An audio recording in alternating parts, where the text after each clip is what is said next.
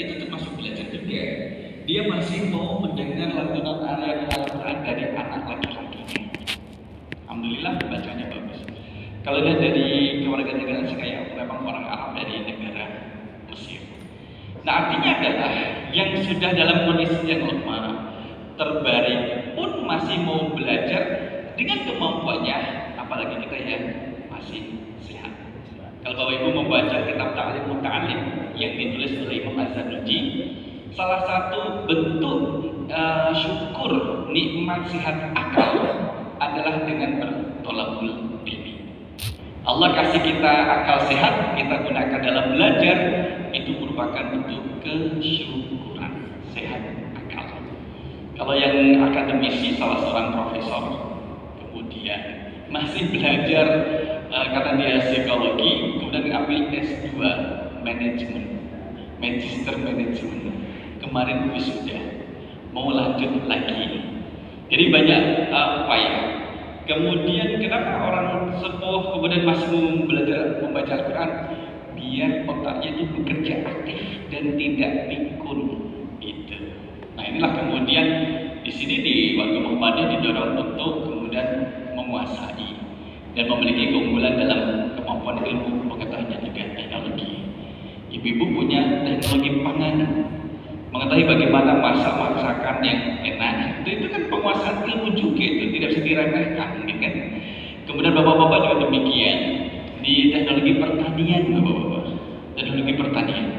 Nanti yang muda-muda itu kemudian di artificial intelligence, kecerdasan buatan.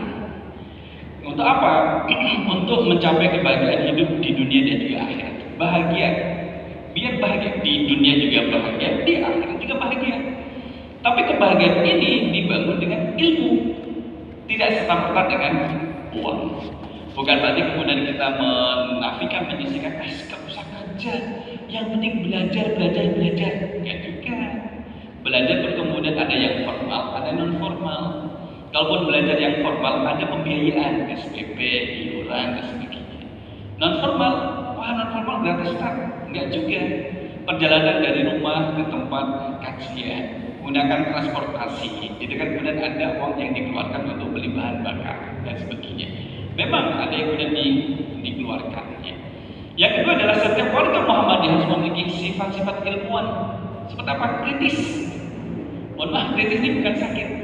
Bukan kamu kok kritis? Dia lagi kritis, lagi banyak ilmunya. Bukan. Kritis itu melihat, menanggapi ada fenomena dan ada apa ya masalahnya apa ya. Di daerah Afrika tadi ada longsor, tadi saya baru lihat tadi itu menewaskan 100 orang penambang emas. Jadi longsor. Nah, misalnya kalau data dengan kritis, kemudian kita lihat kenapa bisa longsor? Oh, ternyata memang itu perbukitan gundul, tidak ada tanamannya.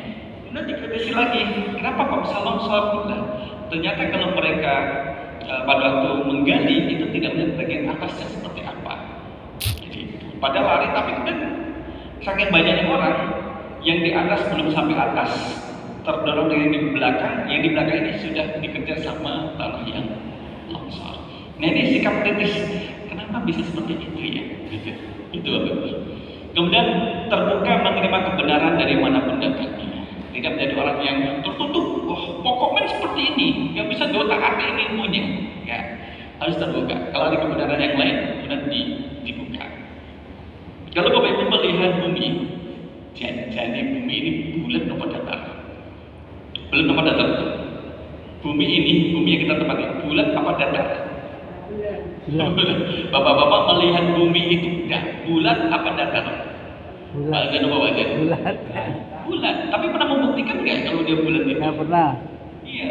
Orang Arab dulu pada masa Nabi mengatakan bumi itu datar. Karena kalau terus ke sana terus datar. Sehingga mereka punya persepsi bumi itu adalah datar, di atasnya ada atap yang melengkung. Nah, kan memang belum ada teknologi, ilmu pengetahuannya belum masuk. Jadi mereka berpersepsi demikian. Nah sekarang ini kalau kita lihat, ya ternyata bumi itu adalah bulat. Nah ini adalah menerima kebenaran. Serta senantiasa menggunakan daya nalar. Nih Allah memberikan akal kepada kita digunakan. Nah kemudian yang ketiga adalah kemampuan mengasih ilmu pengetahuan dan teknologi merupakan bagian yang tidak terpisahkan dengan iman dan amal. Ternyata menjadi orang yang beriman saja tanpa disertai dengan ilmu tidak dipuji oleh Allah. Menjadi orang yang suka beramal tanpa iman juga tidak dipuji oleh Allah. Maka apa namanya iman itu disertai dengan ilmu dan dibuktikan dengan bentuk amal. Iman, ilmu dan amal. Yang ini guna menjadikan orang yang menjadi terangkat derajatnya karena dia berilmu, beriman, kemudian beramal. Mengamalkannya itu disertai dengan ilmu. Jadi dia dua hal yang tidak dipisahkan, iman dengan amal soleh. Nah, agar amal itu bernilai soleh harus dilandasi dengan ilmu. Sekarang kan ditanya, Ustaz, mana yang dia didahulukan? Adab atau ilmu? Mana Bapak Ibu yang didahulukan? Adab dulu. Adab atau ilmu? Di sini ilmu apa adab dulu? Bersamaan, berarti ada 3 pendapat. Ilmu dulu baru adab dulu baru ilmu. Yang ketiga adalah bersamaan seiring. Dengan pendapat memang pendapat seperti itu yang ada. Jadi bagaimana kemudian saling melengkapi. Ketika kita belajar ilmu pun harus menggunakan adab yang tidak boleh ditinggalkan. Kita bisa beradab mengetahui ini adab yang baik, ini adab yang buruk. Itu kan dengan ilmu. Maka kemudian seiring berjalan. Sebagaimana kita melangkah dengan kaki kanan dan juga kaki kiri. Jadi kita belajar ilmu, ya juga belajar adabnya. Kita belajar adab juga ilmu juga perlu dibawa. Nah kemudian juga tidak terpisahkan antara iman, amal dan amal soleh yang menunjukkan derajat kaum muslimin dan membentuk pribadi ulil albab. Nanti kita akan melihat ayat-ayat berkaitan dengan ulul albab. Bahkan ulul albab kemudian melihat fenomena alam pun bisa semakin mendekatkan diri kepada Allah Subhanahu wa taala.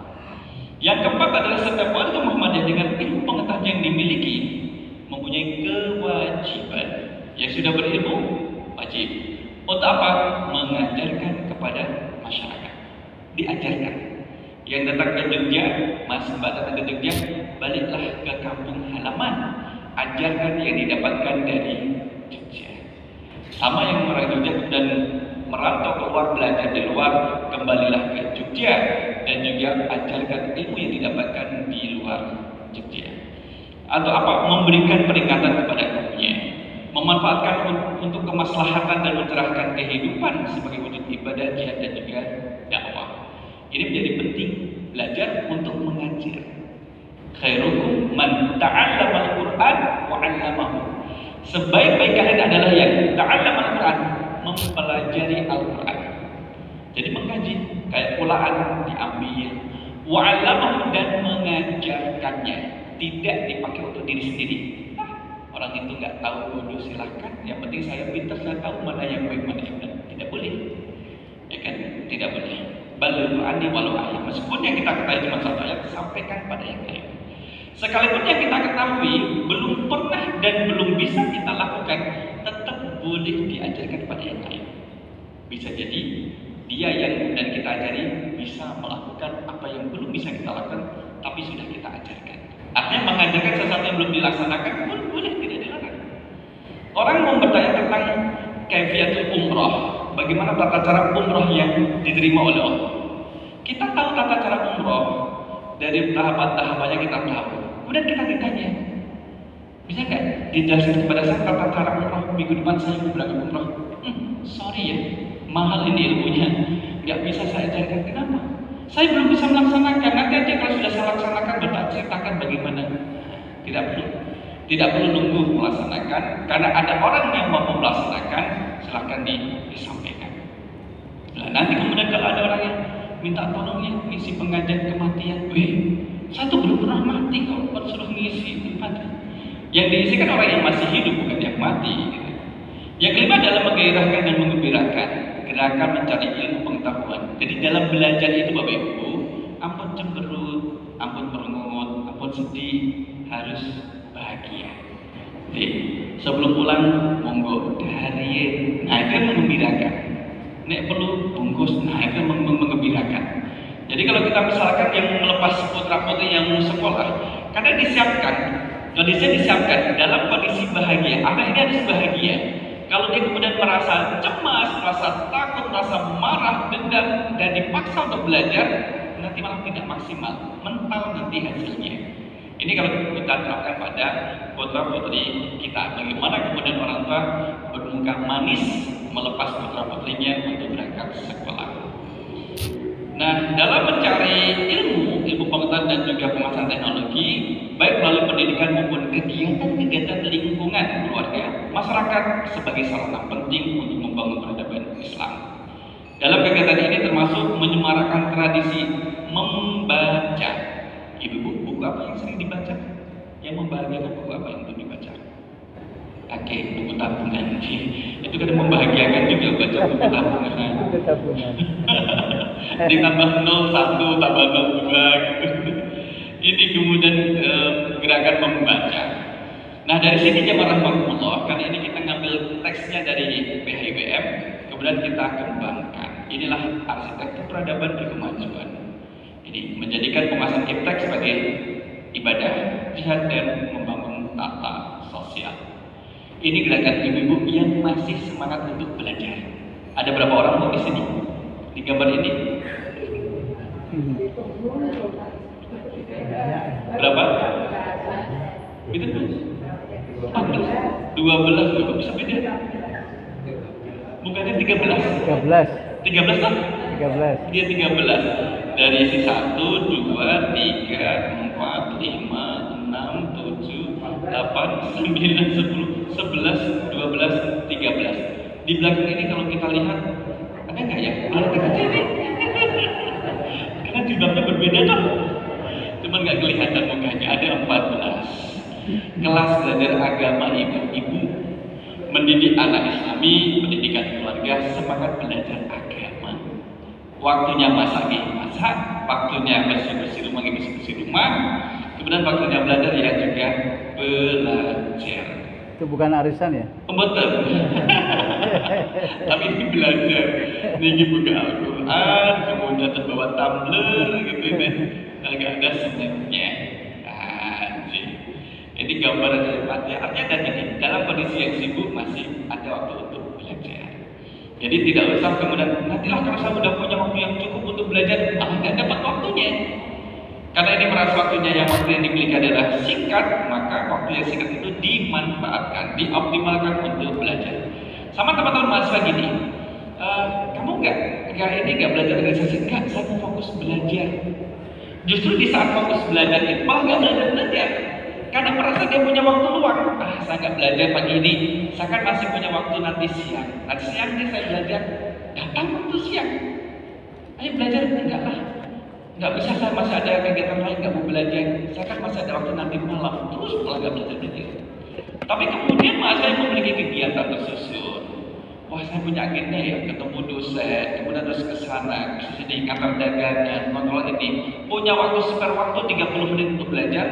Boleh jadi dia maksimalkan 30 menit untuk belajar itu. Kenapa? Karena dia berpikir, ini adalah waktu yang saya miliki, belum tentu saya mendapatkan waktu yang lain. Jadi lebih maksimal.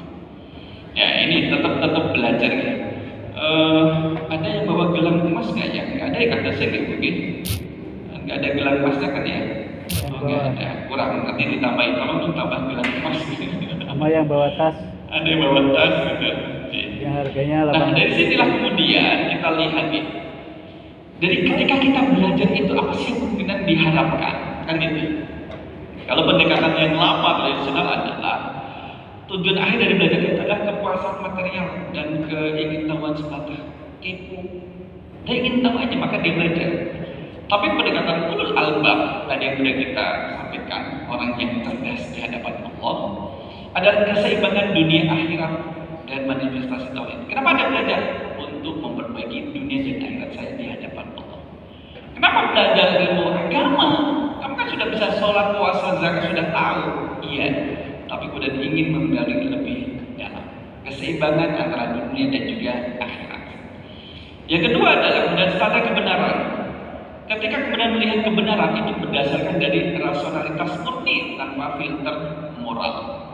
Apa yang menurut akal itu benar, ya itulah kebenaran. Tetapi dalam Islam tidak. kebenaran itu ya apa yang dikatakan Allah benar itu benar. Apa yang Allah katakan salah itu salah. Apa yang Allah katakan baik itu baik. Apa yang Allah katakan buruk itu buruk. Bersandar pada wahyu, bukan kemudian menggunakan interpretasi sendiri. Dia kemudian menilai sesuatu dengan nafsunya sendiri. Datang waktu sholat subuh, subuh kayaknya nggak bagus nih. Sholat subuh baik-baik saya nggak bagus nih. Dia akan menggunakan interpretasi sendiri, penafsiran sendiri yang itu bertentangan dengan Al-Quran dan Sunnah. Nah, paradigma lama bahwa posisi ilmu itu sebagai pengamat alam semesta secara independen, melihat kejadian alam kemudian dinilai sesuai dengan kemauannya sendiri. Dalam Islam, ini adalah kita diperintahkan untuk bertafakur, memikirkan dan mengambil pelajaran dari gejala alam. Apa arti aqarib, Bapak Ibu? Wassama'i waqqarib. Aqarib apa? Adalah yang mengetuk, tuk itu. Jadi Allah bersumpah dengan tuk, suara yang mengetuk di langit dan dengan bintang. Maka salah satu bintang itu bintang pulsar itu mengeluarkan suara ketukan, tuk itu. Padahal dia berada di kejauhan. Ya, NASA yang kemudian meneliti itu. Ternyata Allah memberikan kabar wassama'i waqqarib. Ternyata ada suara itu bisa kemudian dibuktikan dengan ilmu pengetahuan dan teknologi. Bintang pulsar, suara bintang pulsar. Nih, suara bintang pulsar. Suara asli bintang pulsar. Mana kita pakai video dan nanti kedengaran. Oh, yang ini aja. Ini lama nanti kayak lama. Tapi ini bintang pulsar. Ini Bapak Ibu.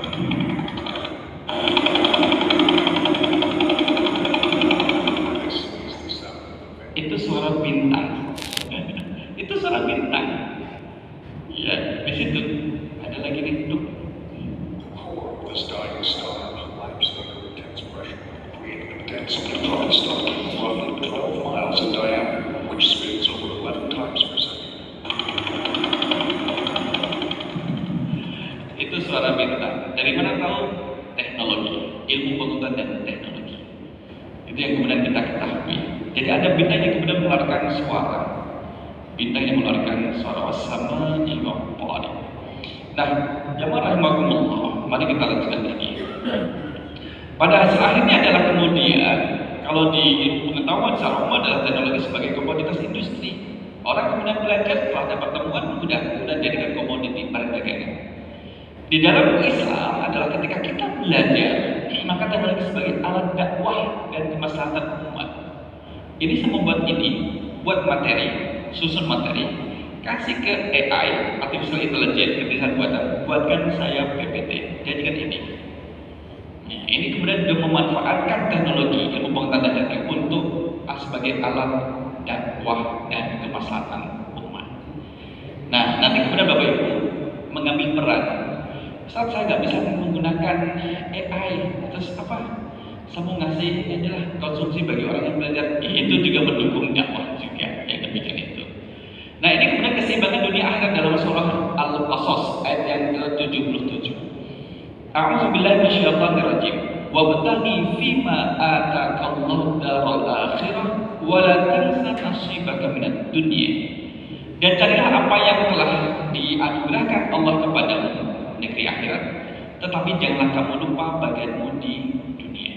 Jadi ketika kita belajar, dunia akhirnya misalkan dapat ilmu pengetahuannya dapat, niat belajar untuk dakwahnya juga dapat pahala akhiratnya. Jadi kemudian itu yang kemudian tidak bisa ditinggalkan. Orang kerja, tapi tidak mengimbangi dengan pengetahuan agama untuk memperbaiki kehidupannya di dunia. Ya lupa, jadi menjadi rugi. Dia dapat uang banyak, tapi akhirnya tidak terselamatkan. Yang baik bagaimana waktunya kerja, waktunya ibadah, dan dia bisa ibadah dengan baik dan benar karena ada ilmu. Dia belajar. Oleh karena itu, Siapapun kita yang diberi kesempatan oleh Allah untuk belajar, belajarlah. Sebelum belajar itu menjadi sesuatu yang mahal dan langka. Mahal dan langka bukan berarti kemudian susah ditemukan, tidak selalu demikian. Boleh jadi bagi si fulan itu belajar ada sesuatu yang mahal dan langka karena kondisi fisiknya yang lemah, tidak sekuat dulu naik tangga, tidak sekuat dulu kena angin malam ketika pulang dari kajian. Maka belajar menjadi harta yang mahal yang dia inginkan. Ini keseimbangan dunia akhirat. Kemudian antara hak dan yang batil, antara yang baik dengan buruk sudah ada standarisasinya. Qul la yastawil khabithu wa tayyib. Katakanlah Nabi Muhammad, tidaklah sama yang buruk dengan yang baik. Walau a'jabaka kasratul khabith, meskipun banyaknya yang buruk itu menarik hati. Kebenaran di dalam Islam, kebaikan di dalam Islam itu ditentukan dengan nilai-nilai kebenaran berdasarkan dari Allah dan Rasulnya, bukan berdasarkan siapa yang banyak melakukan atau yang sedikit meninggalkan. Jadi kebaikan dan kebenaran itu bukan secara teori demokrasi. Demokrasi kalau yang banyak itu menang. Di dalam Islam ada kebaikan sekalipun yang melakukan kecil, ada keburukan yang melakukan banyak orang, maka yang kecil tadi, yang melakukan kecil tetap menjadi satu kebaikan. Sedangkan yang banyak orang melakukannya itu keburukan yang dikerjakan, Insya Allah, Alhamdulillah.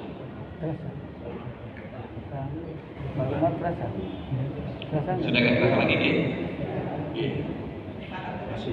Alhamdulillah. Bisa melihat Bapak Ibu. Ya apa-apa. Yang di bawah ini dulu. Anak-anak pada main. Nah, kita lanjutkan. Sekarang nanti kalau misalkan Bapak Ibu bahasa lebih nyaman di luar, nggak apa-apa. Maka sekalipun itu adalah sesuatu yang buruk, kalau banyak yang melakukan tetap jadi sesuatu yang buruk, ya kan? Nah, itu kemudian pemisahan tegas antara yang baik dan yang buruk. Maka kemudian di sini orang yang ilmu adalah ilmuwan. Boleh jadi Bapak Ibu yang berada di depan saya, Mas Mbak ini adalah termasuk ilmuwan, orang yang berilmu. Maka ketika ilmuwan menghadapi sesuatu, kita jadi ibrah. Tadi merasakan bebas sebentar, ada ibrahnya.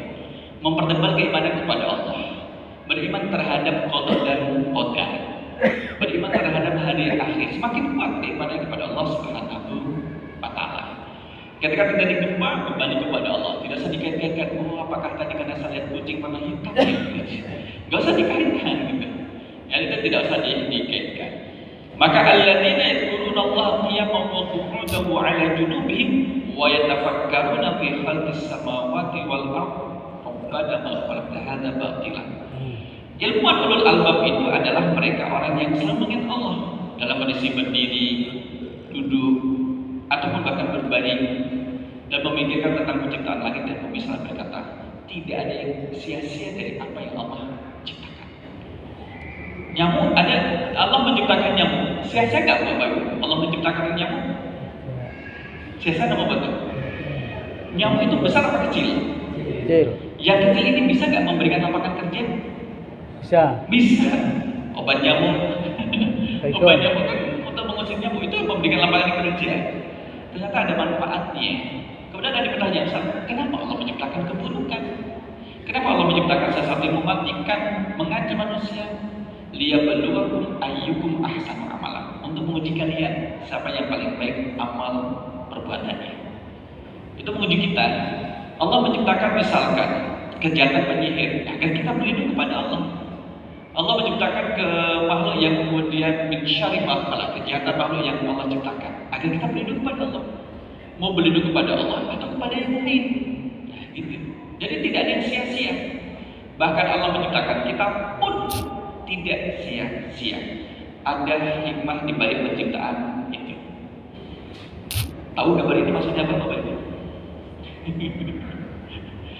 Ada yang tahu? Bapak-bapak ini kita sampaikan pada ibu-ibu. Bapak-bapak, ibu bapak itu kalau misalkan mancing pun masih belajar. Masih belajar ini. Meskipun mancing, masih menyempatkan diri untuk belajar. Apa yang dibuat? Dibuat pengembangan iptek nasional, mancing dan inovasi blueprint drone pertanian otomatis. Masih membuat prototipe kayak gitu. Orang mancing tapi bawa laptop. Orang mancing tapi masih buat desain. Akhirnya adalah apapun kesukaan profesi kita, tetap kita belajar. Tidak ada di dalam ruangan, tidak di dalam kantor, makan sambil nyantai. Ibu-ibu kalau misalkan masak, kemudian bisa nggak sambil belajar? Mungkin bisa dilihat dari masakan. Kenapa ya? Lihat air mendidih, berapa derajat ya? Berapa derajat ibu-ibu air mendidih? 100 derajat Celcius ya. Kalau lebih jadinya kayak apa? Dan itu belajar ya. Ini gambaran bahwa artinya adalah kita juga tetap harus belajar. Ya, nanti boleh dipraktikkan bapak-bapak belajar sambil bawa laptop, bawa tab, kemudian bawa apa lagi. Nah, ini adalah kondisi kita memang belajar. Apalagi kemudian zaman sekarang ini, maka kita selaku orang tua mendorong dengan halus, dengan penuh kasih sayang dan kita terhadap anak yang belajar. Wah capek, meskipun capek, ya rehat dulu, nanti lanjutkan lagi. Perlu pendekatan yang berbeda, jangan disampaikan dengan zaman kita. Wah dulu bapak itu habis belajar itu paling pagi-pagi hidungnya warnanya hitam. Kenapa Pak Zen? Karena pakai lampu apa? Oh iya, ceplik. Teflon, yang ada apinya itu kemudian kita mendekat, tahu-tahu hitam gitu. Gak usah disamakan, gak usah dibanding-bandingkan. Kasih saja keteladanan. Waktunya baca, maka keluarga baca. Yang punya PR dikerjakan PR-nya. Yang tidak punya PR baca tafsir, baca fikih, baca yang lain pun boleh. Kita lanjutkan. Nah di dalam surah Al-Qasas tadi yang kita baca, keseimbangan antara dunia akhirat itu harus kemudian kita jaga. Keseimbangan akhirat, kebahagiaan akhirat, dan juga kenikmatan dunia. Fokus kepada kebahagiaan akhirat. Oh, yang penting akhiratnya dapat.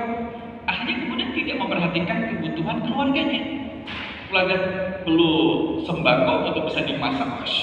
Nanti masalah makan, masalah perut nanti aja. Yang penting kita ibadah. Ya juga. Waktunya makan harus disayangi. Atau kemudian menitik beratkan kenikmatan dunia. Ayo, mumpung kita masih muda, kita kerja. Nanti ketika tua baru belajar ilmu agama. Kalau nyawanya sampai.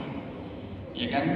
Maka tidak bisa kemudian meninggalkan satu dan mengambil satu sisanya, tapi jaga keseimbangan. Oleh karena itulah menguasai ilmu pengetahuan dan teknologi bukan hanya kemudian dari sisi usaha akhirat, tapi juga menjadi alasan esensial untuk mencapai keseimbangan hidup yang hakiki, dunia dan juga akhirat.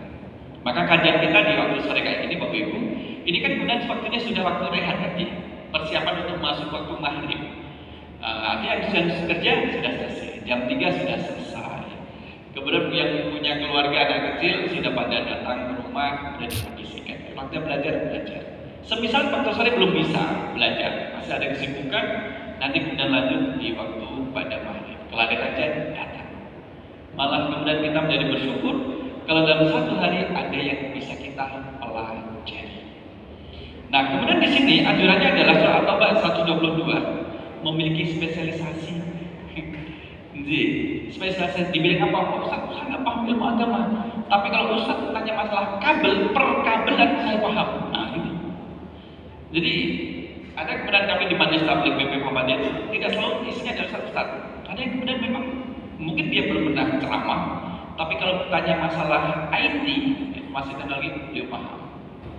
Karena punya spesialis di bidang itu, maka kita saling melengkapi, tidak harus memiliki spesialisasi yang sama. Yang ayat ini jemaah Allah itu nanti juga dipakai untuk menjelaskan, mengajarkan ilmu yang sudah didapatkan kepada orang lain, kepada masyarakat, kepada keluarga, kepada anak dan juga suami atau istrinya. Itu tugasnya adalah mengajar. Wah ini udah diajar berkali-kali nggak paham. Jangan dimarahin. Kecerdasan otak seseorang berbeda satu dengan yang lainnya. Kita ajarkan sesuatu yang baik dengan cara yang baik dan didoakan dengan doa yang terbaik untuk paham dan juga bisa mengamalkan. Kan gitu ya. Masa kalau kita ngajar di kelas itu tidak akan ditutup kecuali semuanya sudah paham. Wah, capek Pak. Boleh jadi ada yang paham ketika disampaikan, ada yang paham setelah kelas ditutup, ada yang paham besok baru paham. Ada yang baru paham, minggu berikutnya baru paham. Boleh jadi. Sama memahami makna khuliqa min ma'in dafiq. Itu baru paham betul setelah menikah. Sebelumnya nggak paham. Jadi perlu waktu lama-lama. Tidak apa-apa. Tugas kita adalah belajar dan tugas kita adalah memohon kepada Allah agar diberi pemahaman yang baik. Dari sini kemudian kita belajar. Maksud dari gambar ini adalah ada waktu di mana kemudian kita bisa belajar bersama dengan keluarga. Waktunya belajar, yuk, waktunya belajar. Ayo belajar. Gitu. Saya kan nggak punya ruangan seperti itu untuk belajar. Ya monggo, kalau tidak ada seperti ini, ya ruang yang bisa didesain lah. Mungkin lesehan duduk bareng. Bapaknya membaca buku apa? Kalau di sini kan bapaknya baca Al-Quran, karena tidak ada perkuliahan dan tidak ada kelas. Jadi baca Al-Quran. Anak-anaknya kemudian kerjain tugas, PR dikerjakan, ya kan? Kemudian juga yang lain juga demikian. Yang anaknya lagi kuliah ngerjain itu, integrasi ilmu pengetahuan dan juga Al-Quran. Di sini kemudian misalkan diskusinya, diskusinya juga berat-berat nih. Biotika, Islam dan keadilan, konsep amanah dalam teknik, dalam moral dan akhirat. Pengembangan diri melalui ilmu dunia dan juga akhirat. Jadi bisa didiskusikan sambil ngobrol-ngobrol. Kalau udah waktu selesai, bisa selesai. Ini kan harapan kita demikian. Harapan kita, saya, Bapak Ibu demikian. Bisa belajar bersama. Karena kita punya anak yang bisa diatur. Semua kita kembalikan kepada Allah. Kita memohon dan juga berikhtiar atau berusaha. Ini kalau nggak kelihatan kakinya nih Bapak Ibu. Nah inilah rumah ada tempat belajarnya. Nanti misalkan dipraktekkan nanti malam, yuk pada duduk sambil belajar baca-baca. Kalau di kondisi belajar ini kan tidak ada gadget yang mendistrak konsentrasi mereka untuk bersama dengan keluarga. Ya, udah pada fokus ngobrol pun demikian itu. Maka kepada otoritas ilmu, kalau misalkan kita tidak tahu terkait dengan satu ilmu, maka tanyalah pada ahlinya. Surah An-Nahl 43, fas'alu ahla dzikri in kuntum la